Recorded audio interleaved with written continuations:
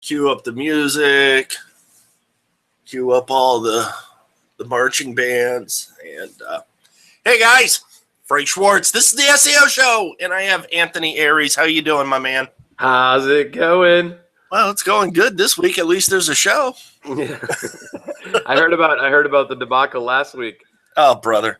I have literally, when I bitched and moaned so bad, I have on my desk a CenturyLink 0.5 terabyte DVR. I have a Zycel port, 10100 port. I have a brand new modem with 8 net connectors, Wi-Fi, and a data bridge. They just started putting all this stuff on my desk and going, here, dude, no charge. Here, dude, no charge. I was outside. I was screaming. And you're plugged into an NSA satellite too. Well, yes, but we all are. No, oh God, dude, how are you? Awesome. That's awesome. That's awesome. I didn't have my Anthony Aries. I love Anthony Aries shirts in the dryer, so I couldn't wear it today. Listen, for everybody on the show, thanks for tuning in. Up at the top, one of these corners is a little Q&A. Click it, Q&A. Drop your comments, questions, whatever over there. If I don't see any, don't come back next week. I don't like you. Anthony Aries is a friend, a mentor, my buddy, a guy I reached out to a few years back, desperate, crying, heartbroken, blah blah blah. And you were crying. Dude, yeah. You were pissed off. You were pissed off because you were sick of being where you were at, and I think that was a huge catalyst for the massive success that you had after that call. Was you were just pissed off of being where you were, pissed off of seeing all these other people have success that you knew you could have and didn't have, and that fueled your fire to kick some serious ass after our call. Well, I think basically when you said, you know it, stop trying to learn it, it. Yeah. Now just go do it. And I needed to hear somebody say it. Yep. I didn't have that belief in me anymore. And you said it. My wife said it, and just shut up and listen. Sometimes you need validation, man. Sometimes you need validation. Oh, absolutely. I need it all the time. I think that's why we married the women we married, because they are one of those attaboy type women. They're like, as long as we pat them on the back, they'll keep doing what they're supposed to do. Heather gets pissed when she tells me something. And then 2 weeks later, like I talked to someone about the same thing, and I'm like, yeah, you're right. You're right. I'm going to do it. And then I tell Heather, and I'm like, well, you know what? He said this. And she's like, I told you that 2 weeks ago. She's right. She's right. She knows me better than anyone, Dude, and that's, it's when you look over and they're like already shaking their head because they see those wheels moving and they're like, yeah, what's this going to freaking cost? Yep. How many nights are you going to be up doing this idea that in a week is going to be like gone? It's going to be ADD, man. Massive ADD. Yeah, I have business ADD. I start so many different businesses. It's like, I don't do it as much as I used to. I've gotten really good at it, at staying focused. And, that's been a huge part of my success. And we'll probably talk about that today because it's something that I've battled with my whole life, is trying to stay focused. And I've noticed, if I look back on my life, I'm 41 now. I've been an entrepreneur most of my life. I worked for a couple of big companies. I worked for GE, General Electric, doing industrial sales for big lighting setups for like warehouses and stuff. I worked for Analog Devices. They're a DSP. They're a chip maker, and they hired me to recruit software developers for their DSP platform. This is years ago. Like we're talking over 20 years ago. And I was also a stockbroker. I got licensed with Series 7 license, so I could sell bonds, options, stocks, whatever, all that crap. Brother. Annuities. let me see what else. I mean, I've done a lot of stuff. I've sold cars.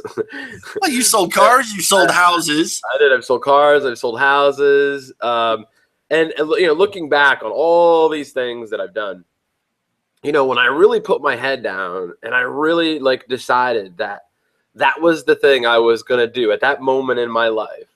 I would say the biggest success came from when I was doing real estate.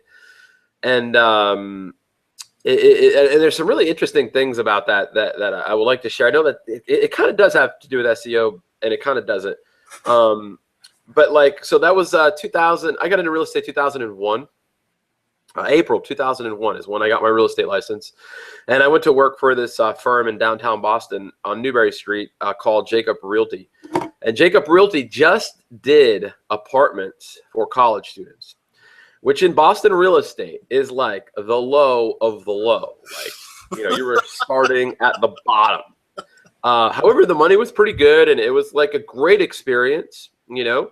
I did that I did that all summer. I made more money that summer in a short amount of time than I ever had in my life at that time. And so prior to that, I was working in our family business. My parents owned, they were in the Dunkin' Donut business, and they owned some franchises. So I put myself through college doing that, but I didn't make a lot of money. You know, when you work for your family, you're basically a slave. So I didn't make a lot of money. Daddy ain't paying all the bills. Yeah, I think I made, so that summer, I think I made like 30 grand from like April until September. And that's kind of like the season in Boston when you're doing apartments. Everyone moved in Boston. Everything's on a September cycle. Most of the apartments, the leases start in September because school starts in September. Right. And Boston has 63 universities within like a 4-mile radius. So it's a big university area. So, you know, there was like that time frame was like, you know, I made all my money, and it was I made like 30 grand. I was like, holy shit, this is a lot of money. I didn't understand that I was going to get nailed in taxes or none of that stuff. I didn't know that winter was coming. And most importantly, I did not know that September 11th was going to happen. Right. So September 11th happens, and you know, Boston's right near New York, and literally like it devastated the economy temporarily in Boston. People freaked out, moved out of the city. It was crazy. And my wife at the time, well, she was my girlfriend at the time, right? Yeah, she's my girlfriend at the time. We weren't married yet. She was working for the airline. She was a flight attendant for Delta. And they didn't fire the flight attendants. They put them on what was called furlough. It's like Right. a temporary, Yeah. it's a temporary, like, we're going to call you when we need you, and we're not going to pay you, but you know, when you come back, you'll start where you were, kind of a thing. And I just moved from Florida back to Boston. I'm originally from Boston. I moved down to Florida, moved back because I kind of needed to get away from the crazy partying that was going on down here. And so I moved back with her to be with her, got into real estate. September 11th happens, and I'm like, you know, it like dried up. Like there was no deals to be had. It was freaking scary. Right. But I didn't give up, you know, like I knew, like with the amount of money that I've made as fast as I did, I knew that there was something there. And like, I was so focused on making it work that I didn't give up. And I told her, I said, listen, like there's nothing going on up here. And I was getting these the real estate office I worked on, they used to get like the DuPont Registry and all these like luxury real estate magazines. And I'd flip through the magazine, and I noticed that all the really badass luxury homes were in Florida. And so I'm like, how do you feel about going to Florida? She never lived in Florida. She was always up here. I moved up to Boston to be with her. She didn't want to do it, but she didn't really have anything going on with her job at the time. And I had made all the money, and I was like, let's just go down there and give it a shot. And so I moved down there, got a gig with Caldwell Banker, and it was a totally different setup than what I was used to in Boston. The office I worked for in Boston only had like 6 agents. Their business model was very simple. They took out an ad in the Boston Globe for apartments that they'd get lists from management companies of what was available. They throw those apartments on an ad. Ad cost them like $4,000 or $5,000 a week. It was expensive. The phone would ring off the hook. This is how they got their leads. This was their whole business model. The phone would ring off the hook, but what we would do is we would round robin the calls. So We would all take turns. Yuck. And that's how it worked, right? So I assumed that all real estate offices were like that. Not the case. Moved down to Florida. I hooked up with Coldwell Banker, and I was very specific about the one that I worked for. They had like the most luxury property real estate listings in the area. So I go with my first day at work, and there's like 90 desks, and I'm like, how does the phone thing? I'm like, how does the round robin thing work around here with 90 desks? I'll be back in 3 months for my phone call. Yeah, exactly. So it was kind of crazy because it was like a whole different world, like of what I expected to. Like you had to like knock on people's doors and tell them you had buyers and try to find people. It was just totally different than what I expected. You had to go market your ass. Yeah, and I would do stuff like that where I would try to go into neighborhoods and canvass them, and then I'd get in trouble at the office because I was in somebody's area, and it was just like and then like I had the idea of doing open houses for people that had listings so that I could pick up my own buyers. But I started doing open houses like every day because I couldn't wait till Sunday. Like she was working at a restaurant to make money, like doing doubles. I wasn't making any money. It's all commission based. I mean, we were like, dude, we were broke, bro. Like we were broke. Like literally, like barely. Like the 30 grand I had was gone because I spent it on moving, and we were just scraping by. We were living off of our restaurant tips, which weren't that great. It was tough, man. And so I hadn't made any money. I hadn't closed any deals. Months had gone by. And this is so like now it's like January, February 2002, right? Like it's like January. It's like January 2002. I said, so timeshare season in Orlando kicks off in January. And Orlando is like is one of the timeshare capitals of the world. It's like how stocks are to Wall Street, timeshare is to Orlando. And so I had a couple of buddies who were in timeshare, and they were killing it. And I was like, I'm not making any money here at Coldwell Banker. And I really didn't know how to sell. The only sales training I had was at my parents' Dunkin' Donuts counter at the time. Now, this is before I was a stockbroker. This is after. I was a stockbroker before, but I didn't really have like sales training for real estate. It was like a different kind of sales training. I never had any real estate sales training. So I went and did the timeshare thing, got amazing sales training, like stuff put out by like Zig Ziglar and Tommy Tracy. Hopkins.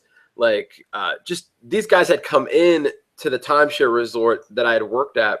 I'd worked at Ascendant Time Resort, which Ascendant actually owned Coldwell Banker. And they had hired all these guys to come in and do all of like their scripts and everything. So it was like amazing stuff. Like I learned all about like alternate closes and porcupines and all kinds of stuff that I hadn't learned how to do. Like when we were selling stock, it was totally different. It wasn't like this kind of stuff. It was like the company I worked for was Edward Jones, and they were very passive. They were not aggressive, and I didn't learn any really good sales tricks. So I got sales training there. Did the timeshare thing for a few months. Wasn't for me. Didn't really like it. I wanted to get back into like doing what I was doing in Boston, like, and I'm giving you all this context for a reason, because it's like you never know what actions you're going to take are going to get you where you want to go. It's kind of weird how things happen, So I did this, and I was like, I want to get back to doing what I was doing in Boston. I really like that. I like the action, and I just hated the cold weather. So a buddy of mine had that I had started with at Jacob Realty was still there, and I'd been talking with him, and he had told me that things were picking up again, and that there was this company he kept seeing everywhere called City Life. He's like, dude, they're all over the internet. I mean, this is 2002, right? So this is like 13 years ago. This is like dinosaur stuff, on the internet. Seriously, like Yahoo was still the main search engine at this time. Okay, and MSN was like number 2, and Google was starting to like get popular, not even like on the horizon yet. So, he said I keep seeing their cars everywhere, and I'm like, you know what? I called the guy up, and I said, I want to come work for you. And he's like, oh yeah, and he said, well, when can you come in? I said, well, I'm down in Florida, and he's like, what? And I said, yeah, I'm down in Florida, but I could be there tomorrow for an interview. and I'm licensed already, and I've got experience. I've already done it. I just moved down here temporarily. Was trying to get into doing luxury homes down here with Coldwell Banker. It just didn't work out. I miss being back in the city. I want to work for you. And the guy was like, well, if you could be here tomorrow, I'll listen to what you have to say. Well, he didn't know. Show up. He didn't know that my wife was a flight attendant, so it was just easy, man. I just hopped on the plane. And I was there in his office, 9 a.m. I was there before he even got there, which was awesome. That was the best part because I took a 6 a.m. flight. Dude, that's like the ultimate way to do an interview. You know, you show up from another state. Yeah. He's like, he's a go-getter. It's a great story because I was there before he was there. He was shocked. And he's like, well, I have to give you the job just on principle. Yep. And so he gave me the job, told me exactly how he did his thing. I mean, the guy's setup was amazing. Totally different from the other guy. This guy was pulling leads off the internet like crazy. And he wasn't servicing brownstones. He was just servicing the full service luxury high-rise buildings, which was awesome because they did all the paperwork. Like you would just go there, do a tour with their office, and they, you know, like you go to an apartment complex, right? It's the same thing, like, except it's a high-rise, right? Yep. And a lot of these high-rises were owned by the same apartment complexes, like Equity and all these big apartment complexes. They own some of these high-rises, and so it was awesome. Like, I'd never been exposed to that. And the commissions were way higher. They weren't like your $1,000 student apartments, you know, like a 2-bed's $2,500. And if you pop a 2-bed, you get half of $2,500. So you'd make $1,200, you know? So, you know, he told me how he did it. And it was awesome was he was also a big Tommy Hopkins fan. So he knew how to close people. And he would do this whole, we had to bring people into the office before we took them out, and he did this whole pre-sale presentation with them that was amazing. He like laid out a map, showed them where like the brownstones were, show them where the high rises were, and explain to them. He would outsell the brownstones. He'd be like, you don't want to live in them. They're beautiful. They have charm. They have character. But guess what? They were built in the 1800s. The pipes are going to burst in the winter. They're not professionally managed. And guess what? That whole part of the city is run by rats underground. And you don't want to see the rats because they're big and they're ugly. Right? The guy was brilliant. So like he would get like these guys, you know, couples would come in, and you would just watch the body language of the females as soon as he would bring up the rats. Oh, a brownstone. I don't want it. It was crazy because these people were set on a brownstone. You know, the streets were like Marlborough Street and Commonwealth Ave. They wanted to be in these specific areas in the Back Bay. He'd be like, listen, just give me a chance. You know, there's no fee because we would get paid by the apartment complexes. When you do a brownstone, the person pays the fee. You, the tenant, pay the fee, not the landlord. Okay. So he would be like, listen, there's no fee. It's professionally managed. If the pipes burst or anything goes wrong, there's 24-hour maintenance. You have a concierge. They can make reservations for you at your favorite restaurant, your favorite show. You take an elevator. You know, he just sold the shit out of the building before I even brought him there. So I was basically just like a little tour guide. I just take them to 1, 2, 3, 4, 5, show them all, go through the pros and cons, close them. Dude, my first week there, I made $6,000. I hadn't even moved yet. I stayed there. I took a plane up there, brought a week's worth of clothes. I stayed there. My wife didn't even know this was going on because she was off on a trip. It was my girlfriend, my girlfriend at the time. We weren't married yet. I keep thinking we were married. We weren't married yet. She was on a trip. She had no idea I was doing any of this. But we were like so hard up for money. Like we were so broke. And I explained the situation to him. And dude, at the end of the week, we didn't get paid until people moved into their apartments. But, you know, like they signed the leases and everything when they would close the deal. So it was like a done deal, but we just didn't get paid until they moved in. He fronted me all of my $6,000 that week, you know, which was freaking awesome, dude. We literally went flush like that. So the reason I tell you all this is because I saw for the first time ever in my life the power of what the internet could do, because all of these customers we were getting were all coming off of his website. He ranked like number 3 for Boston Apartments, and I think he ranked number 2 for Boston Real Estate. The guy had hired someone to do all his SEO back then. And it wasn't called SEO back then. I was going to ask you if you still had the book available. Is it showing the right way, or do I need to do it? Nope, it's right. It reads right. This is what it was called. Search engine positioning. positioning. That is so bad of a picture for somebody to author a book. I know. This guy's a baller, though, dude. This guy's a baller, man. Oh my God, that's so funny. Because I remember you telling me that you bought the book. Well, what happened? So what happened was I worked for this guy all summer long. I made a shitload of money. I was retarded. It was something like $200,000 from like I started with him in March, and by September I made like 200 grand. It was crazy. I mean, I'd never made that much money in my life, like that fast. You saw how fast you made 30 grand and thought that was the world, and now all of a sudden you're popping 200. Well, a couple things that happened that was awesome during this time that I realized that this is going to help all of you that are working with SEO or trying to get clients. A lot of people in our business focus on the mom and pop stuff. And I love helping mom and pop businesses. Don't get me wrong. I do my occasional pro bono work for them, but that's not what pays the bills, Right.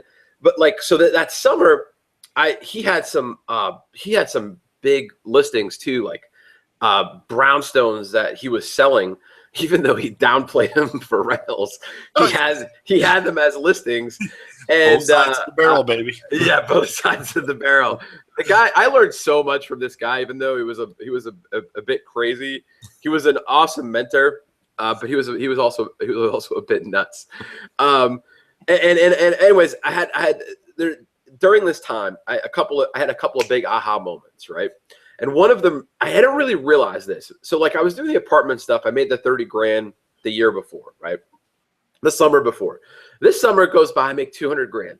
And I'm like, I knew that we had started doing better, higher end, more stuff. So obviously you're going to get paid more money, right? And a lot of our clients were reload clients coming into work for law firms. We relocated a lot of people for Bain Capital, Ropes and Gray, which was a huge law firm, Bank of America. At the time it was Fleet Bank. They got bought out by Bank of America. So we worked with a lot of these high-end clients. And I realized that it was like the same amount of work, but it hadn't really like clicked yet until I had this one chance encounter with this. I'll never forget this lady. Her name was Geraldine Fine. She was an old Jewish lady. I think she was Jewish. I mean, she looked Jewish. She talked Jewish. She was smart. She was very loud. I'm half Jewish, so I can talk about the fellow Jew. And so we're sitting there showing a listing that he had. It was a $2 million listing, and she was bringing us the buyers, right? So it was his listing. She's bringing us the buyers. She's waiting for her buyers. I'm sitting there on the porch talking with this lady, and she, I don't know, she must have thought it was cute or something. There was like a little bit of banter going back and forth, and she was a cool lady. She was a super successful broker in the city, like one of the top elite brokers in the city, one of the top agents in the city.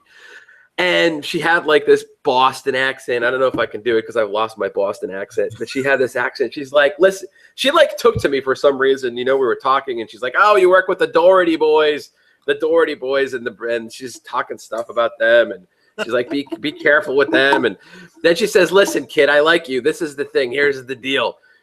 The hardest deal I ever did was the cheapest one, and the easiest deal I ever did was the most expensive one. Yep. And dude, it just freaking clicked. I finally understood. Like, I don't know why I didn't see it. I think maybe because I was just busy busting my balls, running all over the city, making this money that summer. But when she said that, it like clicked. It was like, So like, the work is the same, but you get paid way more, right, on a bigger deal. And so from that moment forward, I decided to only work on luxury real estate. That was it. And so I ended up working for him. Things got a little crazy. He was an awesome dude, but he had a drinking problem. And like, when I say drinking problem, I don't mean like, like he would just, he had a big drinking problem.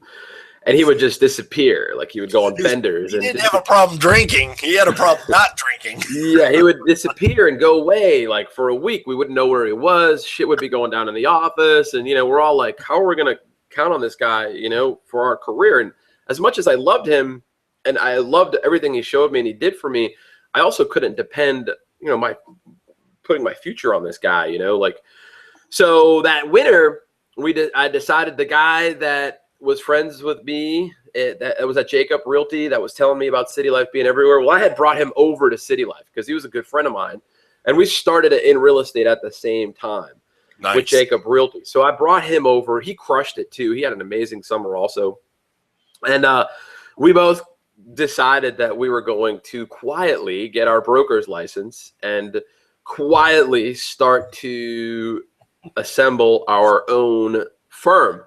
And that's when I went and bought this book, was that winter. It was winter of 2002. I bought this book so that I could learn search engine positioning. This is a thick ass book. I read this puppy cover to cover that winter. And by April of 2003, we had 37 websites ranking under all the major keywords in Boston. Dude, you were the original squatter. Yeah, dude. I had what I did was I bought all the high-rise domain names. I bought all of them. I built a website for all the high-rises in downtown Boston. We were pulling the MLS feed for those high-rises. I mean, dude, it was crazy. I can't even explain how it was. We dropped a nuclear warhead on Google, and we were getting 200 leads, 150 to 200 leads a day. And it was just me and him, dude. It was you weren't shooting fish in a barrel. There was just nothing but fish. You couldn't even put water in that. Bro, it was insane. And so why do I tell you all this? Focus, focus. I was so focused. I literally, that winter, I sat in my apartment and I read this whole damn thing and I took action and I read it. I would read something. I didn't even know how to buy a domain name at the time. I didn't know how to put up a website. I didn't know. Dude, I would spend hours on GoDaddy's support waiting because GoDaddy was a new company back then. Their support was a lot slower than it is now. And I would wait. I was like, oh no, I got to call GoDaddy again. I would be on the phone for 2 hours. All three of their support staff. Yeah. But I would be, I'd be getting work done while I was on hold, and I would be reading. But I would read, I would apply, I would take action, and it was really crazy too. Because at the same time I was doing this, I learned about affiliate marketing, and I said, well, let me dabble in that too.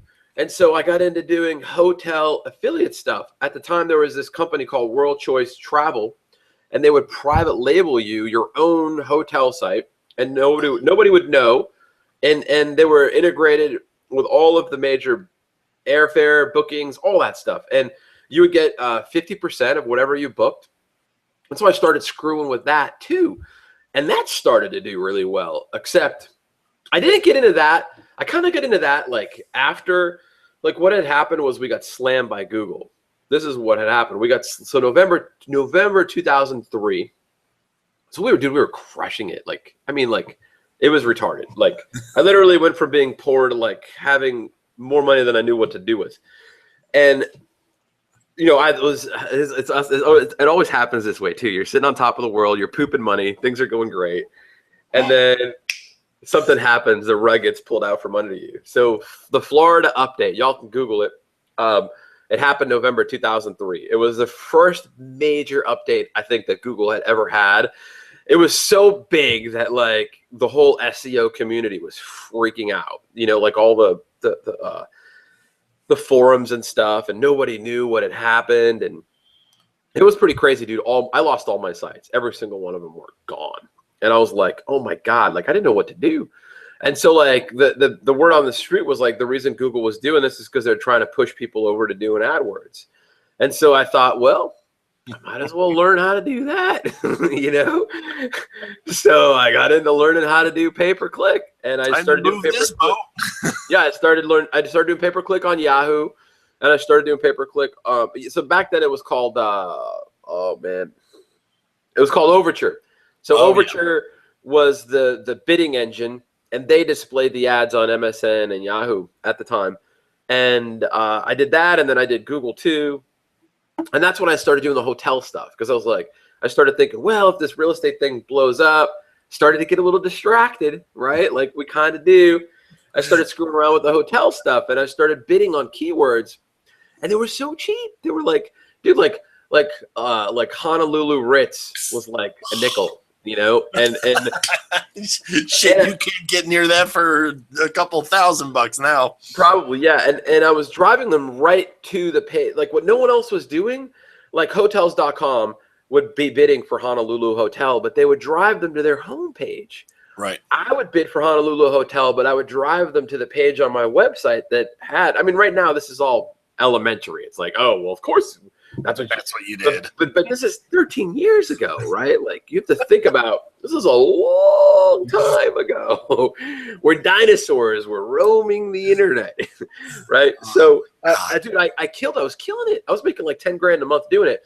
The problem was I had to feed the pay-per-click because I didn't get paid until the reservation was fulfilled, until the people went, stayed at the hotel, paid. That's what, and then I got paid 30 days after. So it was making me money, but like I had to constantly manage the campaigns, and it started to take away from the real estate. Right. Which, you know, I basically sat down and figured out how much I made in real estate and then how much I made doing that. And I was like, well, the 10 grand a month is nice, but I'll take the 30, 40. It's a lot nicer, you know? Right. So I stopped screwing around with affiliate marketing, and I just stayed focused on PPC and bringing the sites back. So over the years, I think I have that one kicking around here too. It's in another part of, I don't know, is it up here? No, I don't know where it is. It's called Stopping the Search Engines. Oh, wow. And that was put out by Brad Fallon and Andy Jenkins. I bought that. It was like, that's how I came into the whole internet marketing funnel. I think I bought that in 2003, 2004. It was after the update. And I mean, imagine trying to learn SEO by listening to two guys talk about it on audio CDs. It was rough. But that's how I came. Well, one of the things, and just to catch up everybody, so that I want them to know, because they're like, okay, is this a promo for something Anthony's selling? Anthony's not selling shit, guys. No, I'm just giving you guys success. We don't sell. But his buddy, his mentor, taught him sales funnels. You know, I mean, that's what he did. He brought him in, and he you know, but it was a live sales funnel. You know, yes. And they moved through, pre-qualified, got them interested. If they were, they bought. If they weren't, they were put on the back burner and cycled back through. Yep. You were doing pay-per-click back then, which you're still doing pay-per-click today. Yep. It's just, you know, where you're putting your ads is different. And you started listening. I mean, you had to learn it the old school way. There was no damn Warrior Forum to buy a 17-page over-the-shoulder videos. Yeah. What the hell, man? There was no Camtasia. No. It was rough. That was before YouTube. It was rough. It was not easy, but that's how I came into and what I'm trying to talk about. The reason I'm telling you all this story is because we started talking about how focus is the key. Like if I look back on my life, all the times I've had massive success is because I focused at that particular time on whatever it was I was doing. And I'm trying to like kind of explain like all the crazy stuff that happened that led up to this. And then, so I came into the internet marketing. I mean, I got distracted with affiliate marketing, right? And then I said, okay, well, this is making me money, but it's not making me as much as the other stuff. So I had to kick it to the curb. And I just continued to focus on I had to bring back those real estate sites that I lost. I had to, you know, back then I was doing what you all call PBNs today. Back then, we didn't have blogs, but, you know, we would link exchange our sites because you couldn't get other people to link to you in real estate. Like they didn't understand that. They're like, wait, the person's going to leave my site. And I'm like, yeah, but you're in California. Like, yeah, exactly. I'm in Boston, you know, like it's okay. I'm going to link back to you. But it was hard to do. So I had to create my own link network, you know, and we used to have these conversations with people in forums. Is Google ever going to figure out that we own these domain names? And they're like, no, there's no way they could figure that shit out. GoDaddy will never tell them who is. Yeah, look at what happened. They figured it out. So you know, like and so anyways, I came into the internet marketing funnel after I bought that product, Andy Jenkins and Brad Fallon. I came into the funnel and I started getting pummeled with emails about all this, you know, internet marketing stuff. And so this is 2003 now, okay? And I'm sharing this with you because I know that we're all easily distracted. It's very hard to stay focused. And I would say that that's the number one reason I've had the success that I've had. So from 2003, I came into the internet marketing funnel, the same funnel that a lot of you all are in, getting a lot of emails from a lot of different people with a lot of different opportunities. I did not do anything that had to do, if it had something, if it had anything to do with what I wasn't doing, I was not interested. Like, the only thing I was consuming was SEO stuff and pay-per-click stuff to generate leads for my real estate business. That's all I cared about. So 2003 to 2007, because of the focus that I had, and the reason I wanted to tell you all this is because I've been in this internet marketing funnel now with getting emails from all these guys since 2003. So that's like 11 years, right? 11, 12 years. 12 years, man. That's before StomperNet came out and crushed it, you know? Well, they called it stomping the search engines, right? Those were the guys, right? Yeah, those were the guys, and they came in and they brought in into that. Colin and all those guys ended up just, you know, you had told me a long time ago that, and it didn't make sense at first, but like there were classes of groups of guys. Like you just said, you know, the StomperNet guys were there, and you were, following them and seeing their success. And then there's like you and Rymac and Pierce and, Goss and all those guys are in there. You know, you got Don Wilson. You guys are in that class before me, and I'm looking at you guys and Chris Winters and all these guys and going, I want to be like them. You're looking at the group above you going, I want to be like them. Exactly.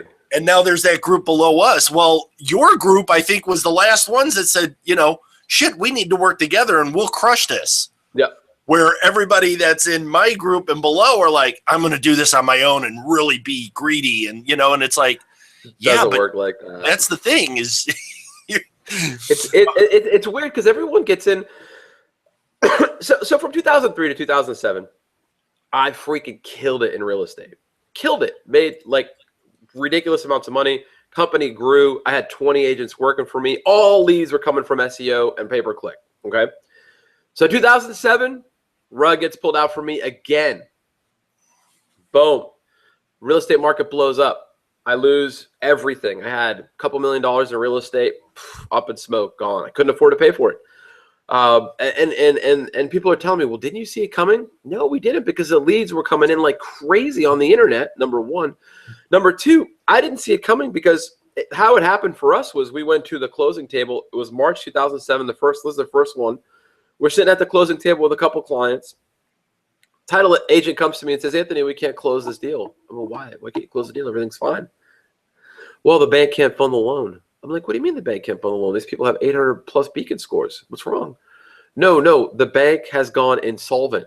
They can't fund the loan. I'm like, the bank's gone. The buyer's like, not. What? And then that happened again and again and again and again with all the closings we had lined up. With it just literally, it was a house of cards. Everything toppled, and I was not able to pay my bills. My nut was around $50,000 a month at the time. Heather used to write the checks. She would be like, "What the hell? Like, how can we have? How do you have this many bills?" But I had a lot of property. I had utility bills, and I had a lot of stuff going on. You had that was when you had the big office down in Florida, right? Yes. Because I remember a couple of those pictures of the desk and everything, and the window behind you, and and we had luxury property princesses. We used to hire these hot models that would get all dressed up, and when we had a big client come into town, we would have them come with us, and that's called pimp. Yeah, it was awesome. It was awesome. It worked out. We would close huge deals. Biggest deal ever closed. It was $7 million. It was $200,000 commission. It's like hitting the lottery. It's like, it's pretty awesome. So that all collapsed. And then I got into the info business. What happened was these banks, and I just want to I'm just telling you this because I know there are people that are listening to this that are trying to figure out what they want to do with their lives. I know that y'all have been on here before and listened to lots of tricks on how to do SEO and how to rank. And I wanted to just do something different. I wanted to just share with you all, like how I didn't plan any of this. That's the crazy thing. I don't think that you would want to plan. What was it that your college professor told you about success? Yes, it was in an accounting class. We had this guy come to speak in our accounting class, and he had made millions of dollars fishing golf balls out of the ponds. You know, like when people hit, what's it called? I don't know, when you hit a golf ball into the water. Water. Yeah, he would go in and fish. He would go in and he had people that would go in and dive and get all those. He'd clean them up and he'd resell them. He made millions of dollars doing that. And he came to talk in our accounting class, and he had said, if you had not made your first million by the time you were 30 or declared bankruptcy twice, you are not trying hard enough. And it's so crazy because I was in my 20s when I heard that, and I was very impressionable. I guess it stuck because it's exactly what happened to me. I declared bankruptcy, I think twice. Well, the second time I declared was after I was 30. The first before, and I made my first million before I was 30. So it was the truth. You know, like the guy had definitely hit a nail on the head. And you know, like I just want to share like life stories and successes with everybody here. Like, what's the biggest? A lot of people ask me, Anthony, what's your biggest secret to success? It's the focus. Like when you really decide you want to do something, I think the reason we're not focused or we have problems with focus is because whatever it is that we're working on is not what we really want to work on. Right. I think that has a lot to do with it. And we don't have, you know, like people I think also get the word passion confused with, they think it has to be something that they love.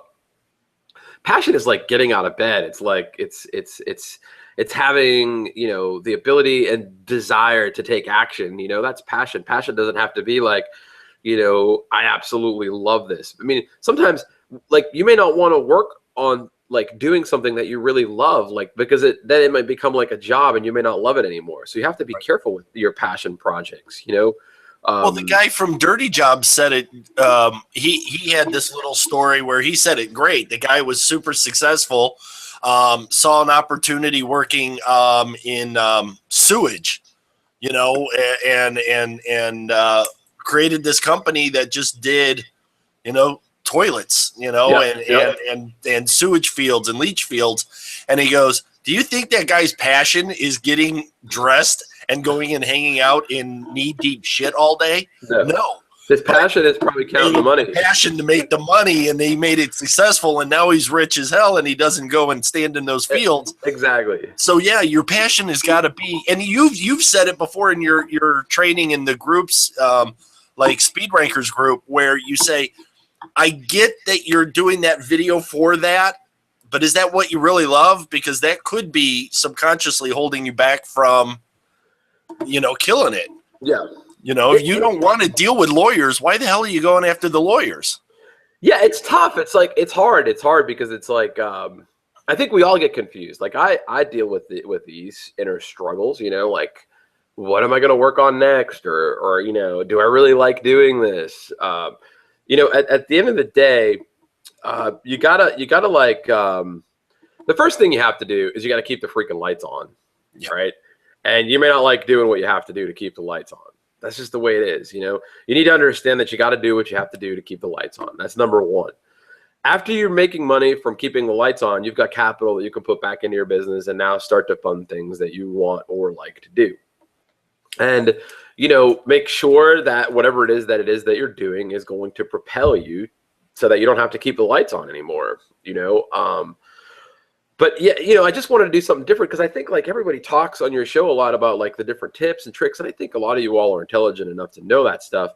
But, you know, I know a lot of people still talk to me and they know all this stuff like you, right? You knew all this stuff, but you were stuck, you know, like you know, this is now, folks, we're talking back 2011. This is a while ago when Frank and I had that first call. Oh, Frank knew his shit. I knew that he knew his shit because every time I make a post or a comment, you know, he would chime in and he knew what he was talking about. We'd had some conversations before. I knew that Frank knew his stuff. So when we had, if you're just joining us now and you're missing, you know, at the beginning of the call, we talked about our first conversation and how, you know, he was upset. Frank was basically, when he called me, he was pissed off. This was 2011. I think it was like October 2011 or November 2011. he was pretty pissed off. He was pissed off at where he was in life. He was pissed off that he knew all of this stuff and he wasn't where he wanted to be. He was pissed off that everybody was passing him by. Now, here's the thing about being pissed off is it's freaking awesome because it's a great catalyst. Yeah. Now when you're in it, when you're in it, you're kind of going, I'm drowning from it. But when somebody goes, dude, it's only up to your knees, you're still good. Yeah. If you look back on your life at all the times that sucked, and you look back now, they actually kind of didn't suck. They were actually kind of like good times. All those things that were bad that happened to me got me to where I am today. Right. So it's like, if I hadn't lost everything in real estate, I wouldn't have gotten into this stuff. And I kind of like doing this stuff. It's pretty cool. I like teaching other people and empowering other people and helping people like you that appreciate it and take action and, create success in their lives. It's pretty rewarding. It's more so than money. So, and that's, I think, why we started this conversation was because I know that a lot of you listening to this stuff or listening to this show know this stuff. Y'all know this stuff, but y'all are not where you want to be. And that's kind of why I was trying to just maybe do a little something different and talk to you about focus, whatever service you're providing, or if you are doing affiliate SEO stuff, the key to success with it is a focus. And what happens when you focus is you start to drill down into what you're doing and you start to see stuff like you, for example, Frank, you have drilled down into knowing, more about Google and what's going on in Google than anyone I know. Because you have drilled down and you know everything that's happening all the time. Even with YouTube, people say I'm a YouTube expert, but dude, you know more about what's going on with YouTube, all the little nuances and stuff than I do, because you have drilled down and you have focused more than I have on certain aspects of it than I have, right? And so, this whole thing that we're talking about is the focus, and I look back on my life and the times that I've had massive success is when I was I literally had blinders on. You could not talk to me about anything else except for if it served what I was doing, I would listen. If whatever wares you were selling, if it helped with what I was doing, I would listen. If it did not, it kept the blinders on, right? And now I'm like, yeah, okay, and the same thing happened again in 2007. It's the same cycle. I lost everything.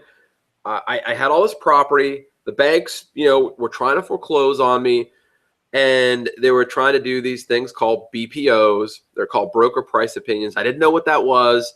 A BPO is like an appraisal, but it's not a federal certified appraisal. So they're cheaper. And banks need to get them done so that they can figure out what they can sell the property for in 30 days.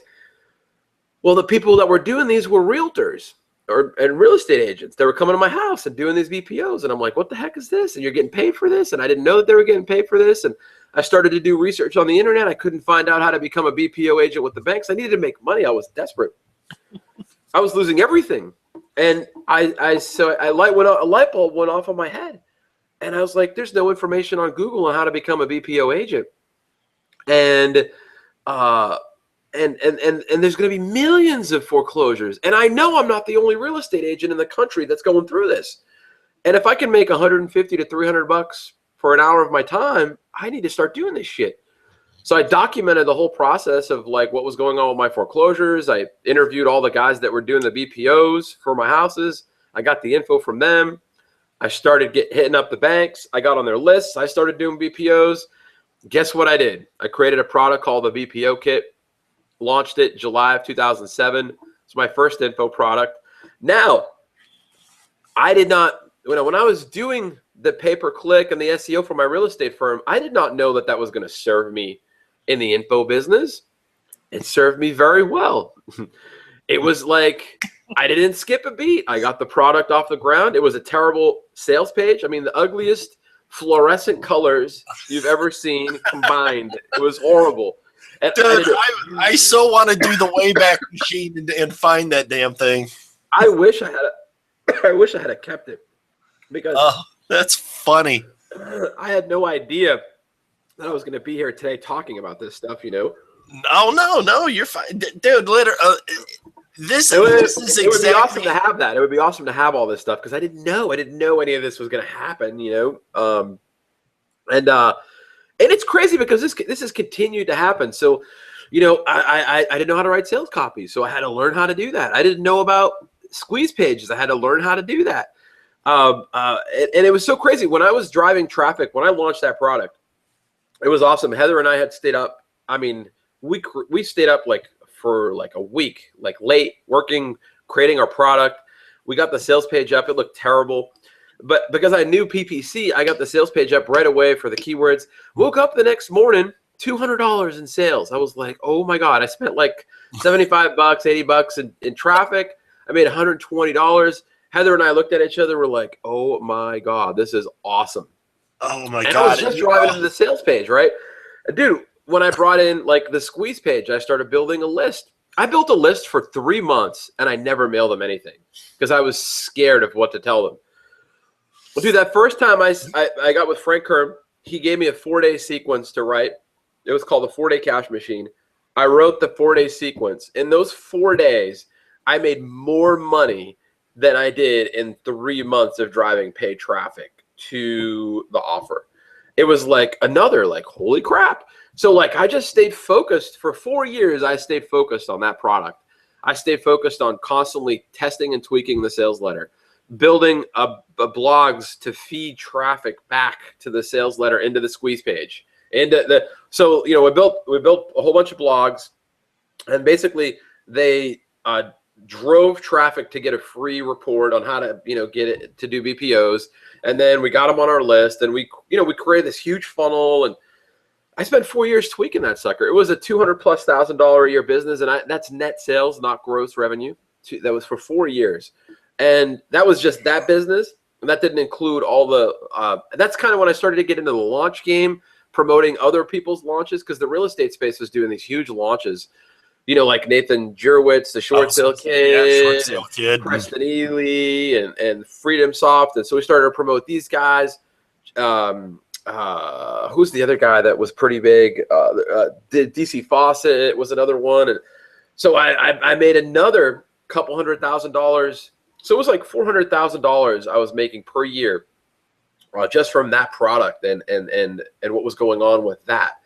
And then I got into, and then, you know, we were doing launch jacking, and I was always competing against this one dude, man. He was freaking just hogging the whole first page of Google. His name was Derek Pierce, kicking my butt. I mean, he was kicking everybody's ass. Derek was kicking everybody's ass. And there was no way anybody could get on the first page because Derek literally had 1, 2, 3, 4, 5, 6, 7, 8, 9, 10. That dude has a private blog network that would put these PBN networks to shame without knowing that you guys were doing it. That's what's so funny. You're talking landing page, sales funnels, copyright, A/B split testing, everything that we do now that we think we're cutting edge, you guys were doing, but you didn't have lead pages. Yeah, we didn't have any of that. You have Get Response with its easy. We didn't have the plugins that you all have today. We didn't oh my God, no way! I'm looking at these plugins, and you know, it's got it's been up for 4 years. It's, you know, antique, and I'm like, 4 years. We didn't have Ahrefs. Derek told me that one day he told me this one day that he had spent, I think, like a whole week reverse engineering somebody's, I think it was Jeff Johnson's linking structure, and like he did without Ahrefs, bro, without Ahrefs. Okay. Now everybody's like, what's the Majestic? What's the Moz rank? You know, well, we need to know this, and it's like, plug it into the tool. Well, I can't afford the tool. It's crazy, bro. It's crazy. Derek's taking a week out of his life, you know, and he was a real estate guy. He was a real estate guy too. He was a real estate guy. And he was doing that before you guys started launch jacking everybody's shit and taking over page 1 in 4.5 minutes and set everybody so off. The only way I could compete with him was with video, and that's how I kind of got into doing video. So this is like 2008, like winter of 2008, and that's when I did my first video affiliate campaign. Was like winter of 2008. And now, then was that with the leprechaun hat? No, that was that's when I came into this space. So like I had sold the BPO kit, basically evolved into the REO kit, And to make a long story short, an REO is when a bank takes over the property from someone after foreclosure. It's called an REO. REO stands for real estate owned. And now the bank has to sell it because the bank's not in business of owning property. They're in business of pushing money around, right? So they have to sell it quick. So they use real estate agents to do that. And so to become an REO agent to sell properties for the bank, you have to do the BPO. And they like kind of grade you. I don't know if that's how they still do it today, but that's what they used to do back then.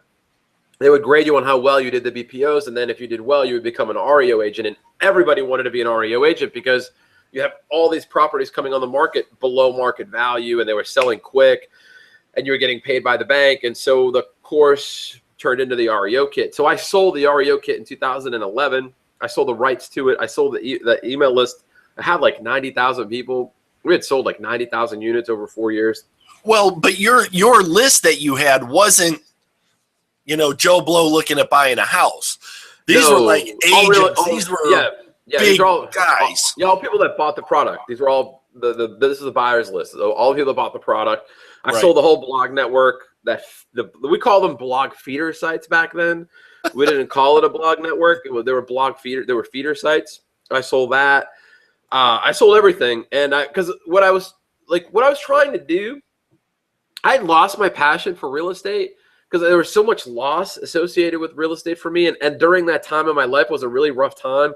I didn't just lose all my money. Like I lost my dad, and then my niece passed away. It was like a really rough time during that time. And there's just like a lot of loss associated with real estate. And I was just like, it's a tough business. Like everyone in that business is a liar. The buyers are liars. The sellers are liars. The mortgage brokers are liars. Oh my God. The real estate agents are liars. I was just sick of all of the shit. I was just tired of it.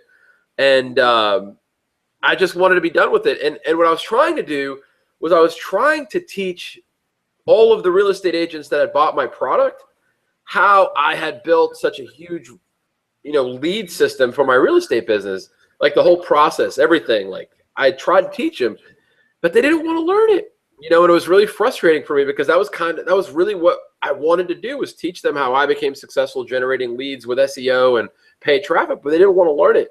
So I was just like, fed up, and I just said I want to sell it. So I sold it, and then I got into the Warrior Forum. I launched my first WSO. It was May 13th, Friday the 13th, 2011. And I think that video, the Leprechaun video, was like August 2011. So it was around that time. And I'm just bringing you back, but I've done a lot of stuff. And the reason I know it's long-winded, and I'm really sorry about that, but I just wanted to bring you into my life and show you that. So I focused on the REO kit for 4 years. I generated over $1 million in revenue from that business over 4 years, plus the sale of it, right? And then in real estate, I did that from 2001 to 2007. Again, generated millions of dollars in revenue from that, right? It was just and the distractions were there. I mean, I had clients that were like filthy rich trying to get me into their businesses or, their opportunities. And it's kind of weird. It's almost like, it seems like in life, people are always trying to get you on their program. I don't know why, but that's kind of what it seems like, right? It's like, you need to be on your own program. You need to figure out what your own program is. And I know that a lot of times people come to me and they're like, Anthony, how do I know? How do I know? And the best thing is to look at your own behavior. What is it that you're doing without you even realizing that you're doing sometimes? Like, what are you buying a lot of? And not only buying, but what are you actually consuming? I know for you, Frank, SEO is your thing, right? Like it's same for me. Like I've tried to do the Facebook paid traffic thing. I've consumed the products. It just doesn't click for me, right? So, and that's what you got to do, right? You as a person, you have to look at what you're buying and what you're consuming and what you're taking action on and what you keep coming back to. Like even if you take action on it and you fail and you're like, I can't let this beat me. I have to beat it. That's the thing that you need to be focusing on. I can't tell you what it is. That's that passion when you can fall down and get back up and you still, you want to overcome it. I don't want to do, I do Facebook ads for last week's episode, this week's episode, and they both got turned down with yeah, you're not allowed to do that. And I'm like, I've been doing these ads like this forever. What did I do different? Oh, I know you're not like advertising anything except the show. That's weird. Yeah, well, with the show, I'm trying to push to it, but I've run into a hurdle. They won't let me advertise a Google Hangout.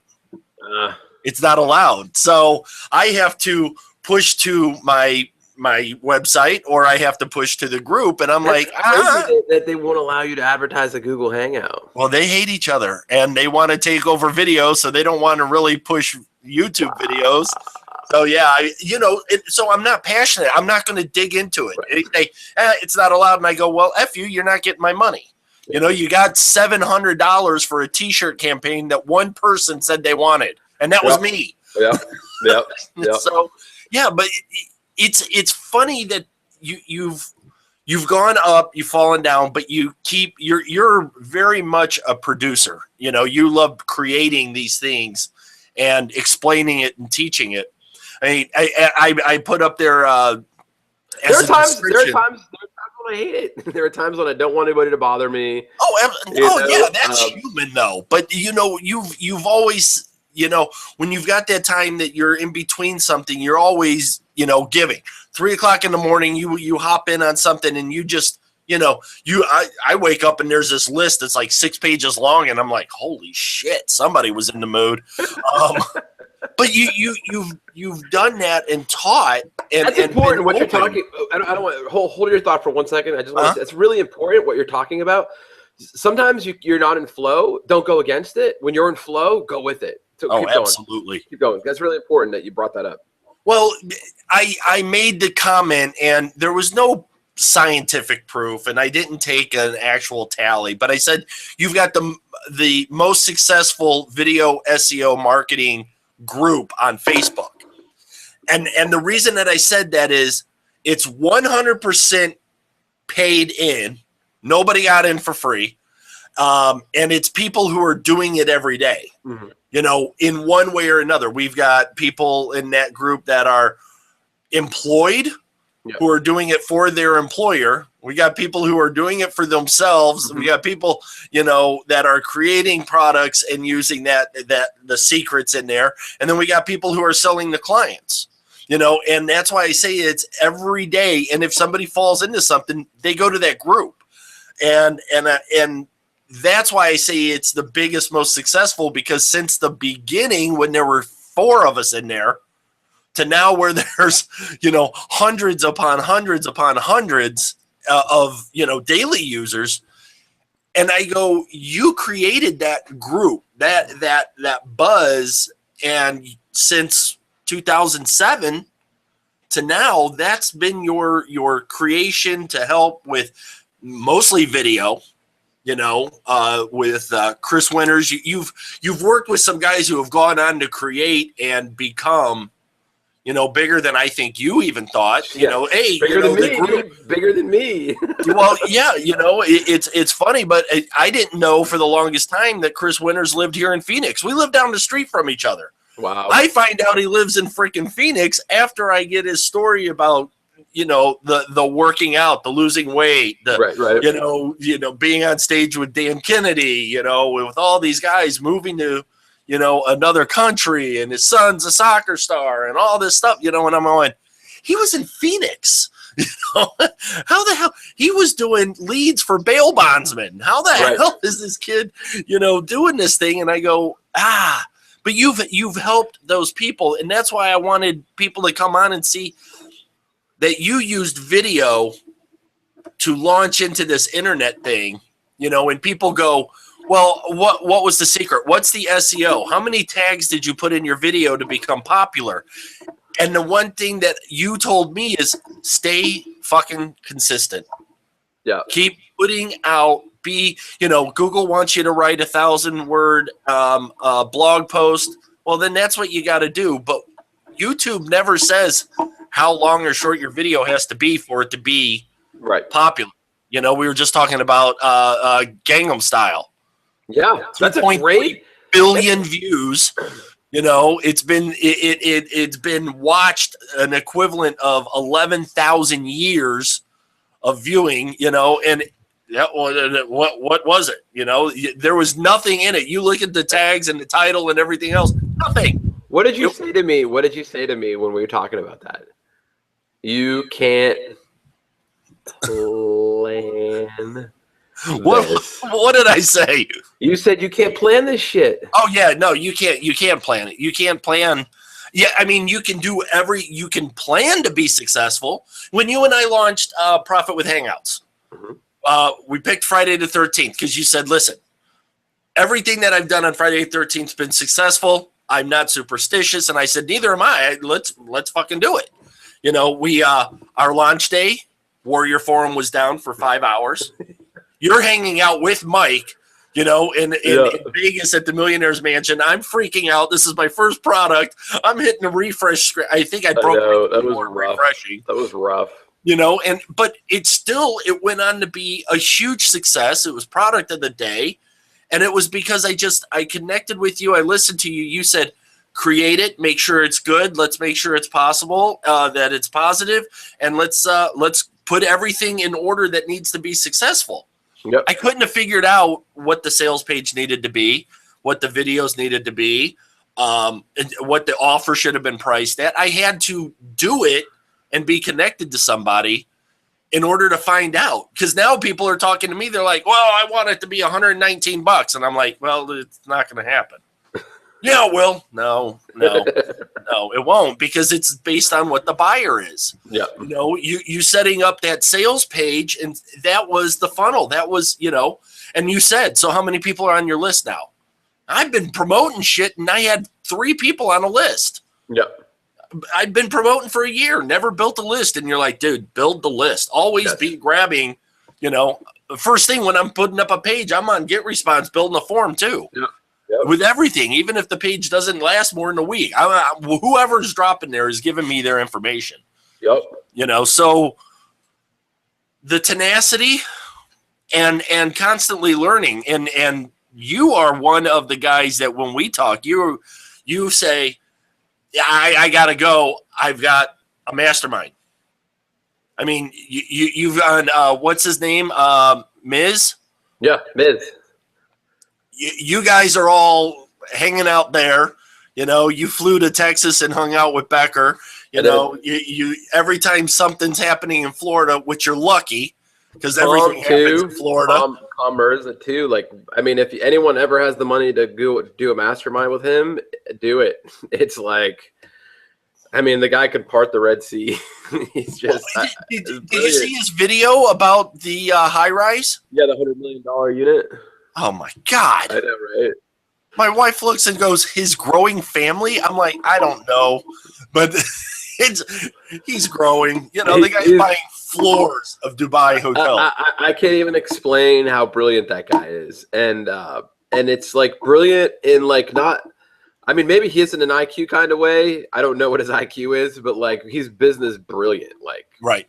Business brilliant. Like the guy is awesome. And I've never met someone who is as rich as he is and as giving as he is. And so I aspire to be like him. Like, dude, I am a gnat in his world, but that guy gives me the time of day. And I don't know if he does that for everybody. It blows my mind that he is able to do that. And so I try to do the same. What he does to me, I try to pay forward to people that look up to me. Right. And try to give to them, you know, because it's like he does it to me and he doesn't have to do it to me. So it's like if he does it to me, then I need to do it too, because he's helping me. So I need to help people that need help. Right. And, you know, not everybody understands that. A lot of people are like, well, if you're so successful, why are you helping me? And I think that like, and I've been in this mindset before, like where I've lost everything and I've had this scarcity mindset. And I've thought that too, like, why are you going to help me? You know? And what happens is when you get out of the scarcity mindset and you've lost everything and you have everything that you want, you have the house you want, the car you want, the wife you want, you have the money that you get to a certain point where you kind of can get whatever. When you have enough money, you kind of get whatever you want.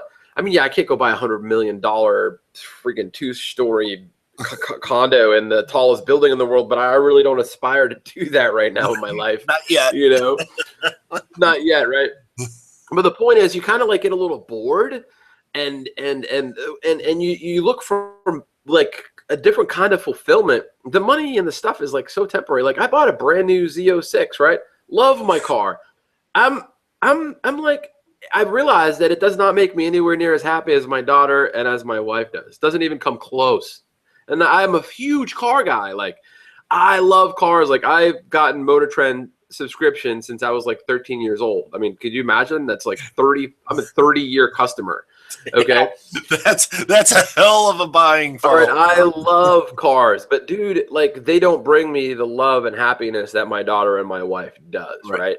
So it's like the same thing with helping people like you. Like, dude, it's like when I get a PM or I get tagged in the group, it's like fuck, feels so good. I can't even explain, and that's what keeps drawing me in, you know, because there's plenty of times when I'm like, I got to get out of doing this and just focus on, you know, blowing shit up again and exiting for 20, 30 million bucks, you know, because I know I can do it if I focus on it, you know, but then I get distracted and I get wrapped up in the amazing, you know, stuff that I do for people. And it feels good. It feels awesome. I can't explain it. It's weird, man. And that's why I do what I do. And I've grown and learned from, like, dude, Chris Winters is another guy I look up to, man. Like, you want to talk about focus? I mean, that guy is like unbelievable what he has done, you know, and I like look up to that guy. Like just he's a guy's just amazing, you know, another dude who's amazing. Like, and if I hadn't done the stuff that I've done, and you, like, you're an amazing dude too. I've grown so much from you, you know, I've grown so much from all the people I've worked with that I can't not do it. It's like, I have to figure out how I can, like, you know, continue to do this and, you know, do the other things that I want to do. And my biggest problem right now, it's time bankruptcy. You know, I just have no time. It's really weird. Like, and I'm fighting for time. I'm fighting to get off the computer.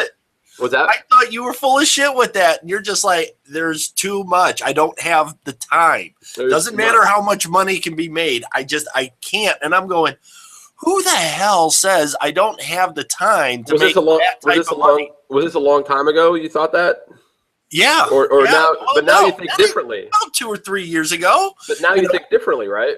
Oh, are you kidding me? Now I'm just going, I ain't got time for it, man. Yeah. Don't even talk to me about the idea, because I can't give you the time that you deserve. Yeah. You know, because I finally figured out that you said don't be in that scarcity mindset, because I told you I want to tell you about this idea, but I'm afraid somebody else is going to steal it.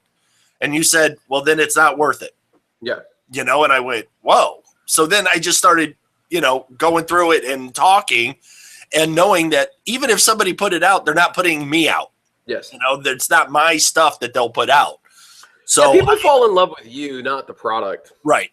Right. Yeah. Well, and that's case in point, you know, you don't subscribe to the SEO show because it's the most cutting edge information being handed out. You want to know if Frank says fuck 42 times in an episode, or if, you know, he's talking about wankers. I did pretty good. I didn't drop an F-bomb till an hour and 10 minutes in. I dropped my F-bomb. You know what? It was sad. I do want to say, and big happy. You didn't drop a note in there, but happy birthday, man. And I would say happy birthday to other people, but Big Happy has been on this. I know he's probably not here today because it's his birthday, but happy birthday, dude. Does anyone have any questions? I can't see the chat box. No, Am I able to see the chat box? Click on the question tab over on that. It might be the other side for you, but if you move your mouse and it'll be that Q&A, that opens up the Q&A, and we literally have had no questions. You guys don't love me? No, they love you. They're just totally mind blown. Oh, this is the greatest thing. Have you noticed the trends with podcasting? Yeah, everybody's doing it, dude. We're talking about podcast. It's so crazy. Podcasting was like, so like 2008, there was a guy named Rich Man's Game. What are you talking about? It was funny because like there was a lot of people doing it, but like I don't know if anyone was making any money with it in our space, you know, in the IM space. Because there wasn't a big audience back then. So I think it fizzled out. But like all of a sudden it's like, It's like it's like the new rage. Yes, and there's going to be a bigger new rage with it because now iTunes is allowing video podcasting. Ooh. So, Entrepreneur on Fire, I think, is one of the largest podcasts. 5 days a week. He started that a few years ago. I forget who he is, his name, and I apologize. But it's Entrepreneur on Fire, and he's made a lifestyle. You bring up a good point here that I want to talk about. That something that I've realized is, I guess I've realized it, but I haven't really acted on it the way that I should. Mm-hmm. I've acted on it, and it's done well for me. But we were talking about this before the show, how I'm going to act on it more than I ever have in my life with the internet. And we've had this conversation many times. We're always trying to come up with the new or latest SEO strategies, and we're doing black hat shit. I've done my fair share of black hat shit, and none of that stuff is sustainable, right? And being a 41-year-old man with a baby, I want sustainability in my life because I want to leave her a legacy, and it's really hard on the internet business. It's the thing that keeps me up at night. Right? The sustainability of what I'm doing. Is the project I'm going to work on today going to last for X number of years? And I've been in this business long enough to know that a lot of stuff doesn't last. Right. Short life cycles. But here's the one thing that is still here today after I got started 2001. It was there back then. It's here today. And the internet will die without it. There will be no Google without it. There will be no Facebook without it. There will be no YouTube without it. And that is content. Yep. Content is king. And we all seem to kind of not want to do that part of it. That's the most important part of it. My stupid nose is acting up. I'm getting a weird allergy. Hell of a time right now in Phoenix, man, because it's 105 and allergens are up. It's the thing that we cut corners on the most. We spin content, and I just it's not good to do. I've come to the realization that moving forward, I am going to spend a lot of time on creating content.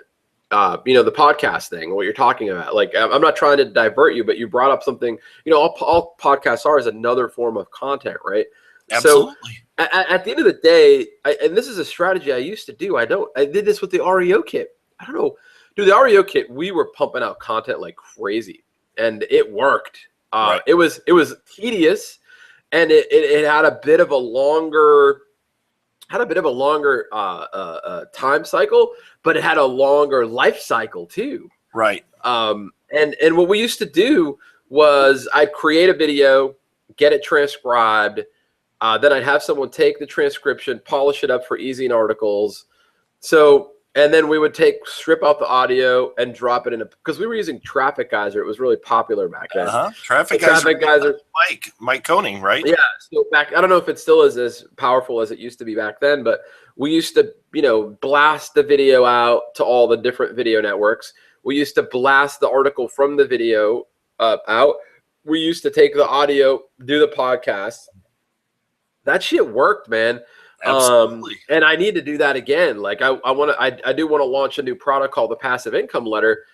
And I was talking to you about this, and that's what I'm gonna do with that product. I'm gonna I'm not gonna do any launches. I'm not gonna do a launch. I'm gonna create so much content that it's you're gonna see me everywhere. That's gonna be the plan.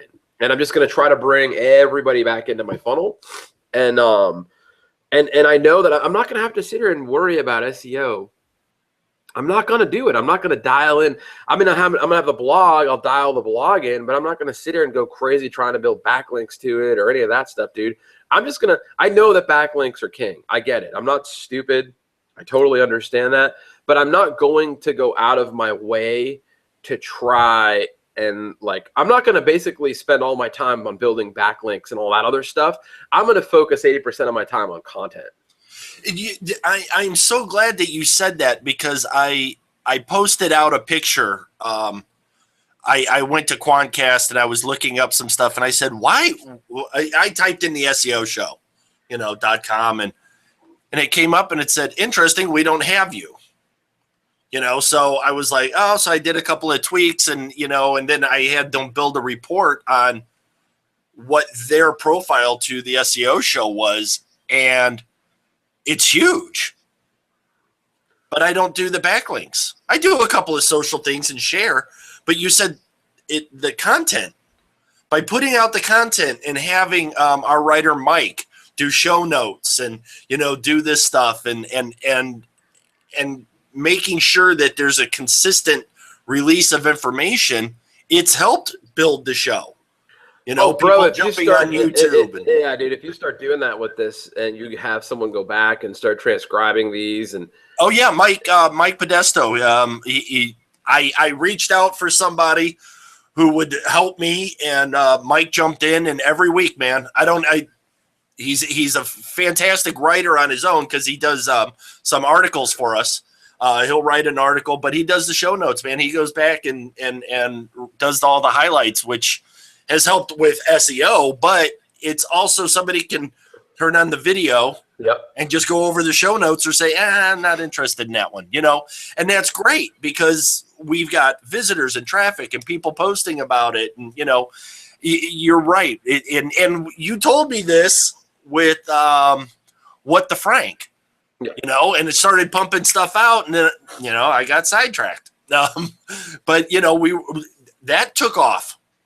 Well, it's like you don't have to believe me, like not you, but like right. People but listening, anybody. You don't have to believe me. Just look at the people who are creating content and look at how wealthy they are. Look at PewDiePie. Oh God, I was gonna say, yeah, you're gonna go Pootie.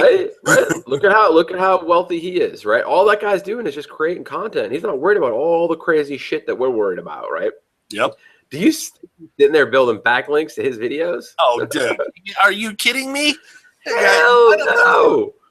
Anyone else? Anyone else? Yeah, none of them are. The Angry Michelle's Orange. not. Who is? Michelle Ben? Imagine Michelle, who does the makeup, having one link from Maybelline.com. I mean, you can't get much more powerful in that industry. Yep. Six pack shortcuts guy, Mike Chang. He's not doing it. Mike. Yeah, he's not doing it. He's not building backlinks. So you got Becker with with what he knows, and it's still to this day I see him on the Facebook, or his video ad on YouTube. That's what he's doing. He's cut out his stuff, and they're putting out. SourceWave is nothing but content. Yeah, I was just gonna say, look at what he's done. Look at what Becker's done. I mean, a year and a half, 2 years, 3 years worth of just content. And he grew up and was able to leverage that, you with all your videos from that first video where you walked around and you're. Yep. I got to do more. That's my plan for the rest of the year is to start cranking out tons of value videos. Like I'm going to do like little 1 to 2 minute. If anyone is interested, like how I'm going to attack it is how I'm going to get a lot of traffic to the passive income letter is I'm going to do like 1 to 2 minute videos, very short. I'm going to just have one thing. I'm not going to try to talk about a bunch of shit. I'm just going to talk about one problem, one solution. Mm-hmm. And then at the end, I'm going to say, hey, listen, if you'd like to have, create a passive income in your life and learn about how to create passive income in your life, just, click this annotation over here and I'll give you my free manuscript on how I've built passive income in my life and then get them in the funnel. And I'm just going to do hundreds and hundreds of those little videos, just targeting different keywords, different things, different topics. And I got a great idea from a buddy of mine, Eric Stafford, the other day. I didn't think about this. I was going to do like 5 videos a day. Eric's like, dude, why would you do that? He's like, I couldn't do it that way. And he's probably right. I probably couldn't do it that way. It would be hard to do 5 a day because of my daughter and everything I got going on. He's got kids too. I think that's why he said that. He's like, really what you should do is have one day where you knock out 50 videos. And that one day a week is the day that you make all your videos. So every Monday you go and you knock out your 52-minute videos, It's like 100 minutes. It's not a lot of time, dude. If you have all the outlines. Yeah, it's an hour and a half. It'll probably take a little bit more, right. Let's say 4 hours. It's not a lot, and that's 200 videos a month. At the end of the year, that's 2,400 videos. Well, that's so funny that you said that, because Entrepreneur on Fire podcast, he literally sits down in one day and does all his interviews and sends the audio to his team. Yeah. One guy strips it out, cleans up the audio, one's transcribing. And he said it took him a year and a half to find that team that knew to do it. But he'll sit down and just back in everybody. That's what I want to do. That's what I want to do, the same thing. And then somebody releases them, and you've got your passion YouTube project, with the cars that you're working on. I like exotics. Yep. Did you see the video that I posted on your Facebook wall? Yeah, I got to get my shit together. I got to step my game up. Yeah, with the driveway that raises up, and there's another couple of Lambos underneath the ground. I'm like, holy shit, dude! I was watching a YouTube video last night. This guy Paul Bailey. I was watching it on my TV. This guy has a McLaren P1. It's a hypercar. It's like a $2 million hypercar, and he's driving it to the Ferrari dealership to pick up his LaFerrari, which he's been waiting a year for. Okay, that's like another $2 million hypercar.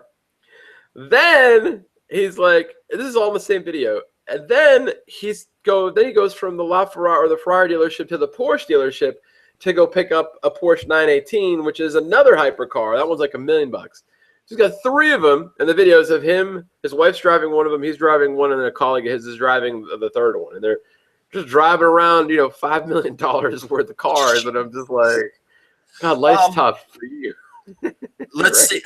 Tommy Lee, you know of Tommy Lee, right? I think so. I've heard that name before, yeah. Motley Crue? Yes. The drummer? Yes, okay. On his Instagram, he was doing the bubblegum drive. Okay. Which is all the high-end cars, guys with these super high-end Ferraris, and it's almost like the Cannonball Run, except they call it bubblegum. Okay. And it's him driving down and being passed by these Le Mans style cars down California freeway and or wherever the hell they are. And it's just funny. It's just these little snippets on Instagram of him driving or laughing or them opening the door or, a cop walking by looking and see who the driver is. And it's him and all these big high end guys, and it's like, I love my Kia because it sounds great in there. I turn on the phone, the Bluetooth comes on, I'm slamming out to, Metallica and all these other fucking heavy metal songs. The neighbors are pissed. You get in an $80,000 fucking Corvette and love hearing the pipes going. And I'm going, I don't know, man. I want the 80,000 stereo. Hey, great stereo with it, but I don't really. I'll be honest with you, man. I think I've listened to it for like 10 minutes. I just want to hear the car, dude. You took a video of the exhaust before you bought the car. Mm-hmm. That's dedication to. You're like, okay, now put it over to the sports or whatever. I can't wait to take you for a hell riding it, dude. You're gonna shit your pants, man. Dude, hey, it's a scary ride, bro. 650 horsepower. Ooh. Hey, the video that Darius sent you. Yep, I saw that. Jackass who lost it. I'm like, oh my god. Yeah, Diana's like, he better not be driving like that. I'm like, bites, dude. Yeah, you gotta respect her. She bites. Oh, you always do, man. She bites. She's dangerous. Idiots out here when it rains. It's like, hey, you forget. It turns slick out here because there's no rain. Yep. You don't keep driving 100 miles an hour as on hot asphalt. It's not the same. No. But before we go, really quick, content is king. Everybody, just remember that. Like, I don't know what y'all are doing in your businesses, but if you focus on pumping out crap loads of content, you're gonna be okay. No, we just said that to a client, okay? And I said, listen, I can get content made, but it's not going to be the quality that you can give to your customers because you know your industry, you know your field. Engagement is important. Engagement is important. You can't pump out. When I say pump out content, I don't mean spin content. That's not going to cause engagement. You need engagement. And like Becker kicks ass. Because his shit's awesome. Like, I get wrapped up in watching his damn videos all the time. They're so good. Even if the subject isn't what you want, you just want to see him give it to you. They're so good. And I love you, Becker. You know how much I love you. They're so good, dude. They're awesome. Like, the guy's got it dialed in, right? You may or may not like Becker, but at the end of the day, he's doing something right. He's crushing it, right? He's creating good, engaging content. And that's really all. You know, I don't know what it is that you do or what you want to do, but like whatever field you're in or whatever, just realize that you don't need to game the system. You need to stop gaming the system. I used to be a black hatter. I'm not anymore. I do build some backlinks, but I don't go crazy. I focus on like social signal stuff. I do my strategy a little bit different than everybody else. I don't go and build backlinks when I shoot a video up. I focus on the social signals first. But like at the end of the day, like moving forward, like I told you, 80-90% of my time is going to be spent on creating content. Those are the people that are killing it. Dan Balzerian. I mean, I can't think. I can't think of people right now that are doing it. But I mean, you know, no, the people know, because when whoever's watching this is watching a YouTube video, okay, yep. One, whoever you're always subscribing to or always watching are creating content, or you wouldn't be always watching them. You wouldn't always be sharing what you just read or what you just saw. Yep. So it works, and none of us buy. I mean, if we buy something and the content sucked, we return it, we refund it, or we never buy again. Yep. Yet we get mad when somebody complains our content sucks because we spent a lot of time spinning it. You know, right. It's like, well, that sucked. Well, come on, dude. It's right. Spun content. I really didn't care. Well, no wonder why your conversion rate's 0.2. Right. You know, and so it can be done the best way. And I will tell you this, you hijacked, I think 6 hours after a launch, you ended up making a video, said in the video that it was already hours after the launch and probably wouldn't do anything, but you took first, second, third spot because your blog went up, your Facebook post went up, and your video took the spot, and you ended up crushing it. And you were like, I think maybe I know this YouTube shit. And it pissed me off because I was fighting for it when you launched your video, and I was like, damn it, that's exactly what I was doing. Listen, man, thank you. I appreciate you. An hour and a half. I've got to pee. Your throat's going out. Yep. This is like webinars, dude. I mean, that week that you were doing daily webinars, I was like, I don't know how the hell he's doing it. I gotta get back on track to doing that. I made a lot of money doing that. I gotta do that again. Shit, man, that's a lot of fucking content. I will see you next Friday on your monthly group hangout. Okay. Speed Rankers is next Friday. Yes, I will see you there. And I appreciate you coming on, man. I know your time's valuable. Again, say hi and love from Diana and I to Heather and Grace and Zoe and who's the other one? Savannah. Savannah, that's it. I don't know why I forget Savannah. Sorry, Savannah. And you have a great fucking day. Guys, SEO Show, like us, love us, share us, leave a comment. And I very much appreciate everybody who leaves bad comments and mean comments, because it means you watch the whole thing and you got something to say. So talk to you.